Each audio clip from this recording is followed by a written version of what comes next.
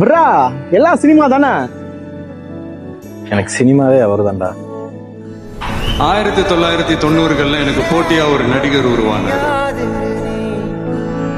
அந்த போட்டியாளரின் பெயர் ஜோசப் விஜய். என் உடம்பு தோல உங்க காலுக்கு செருப்பா தச்சு போட்டா கூட என் அன்பு கீழாக. என் நெஞ்சில் குடியிருக்கும், என் நெஞ்சில் குடியிருக்கும், என் நெஞ்சில் குடியிருக்கும். சிறு துணியா வந்தவரோ நீ. டேய் அழுவுறியா? சொல்லாமா வேணாமான்னு தெரியல. எனக்காக எல்லாத்தையும் விட்டு கொடுத்த என்னுடைய ரசிகர்களுக்காக நான் சினிமாவையே விட்டு கொடுக்கிறேன்.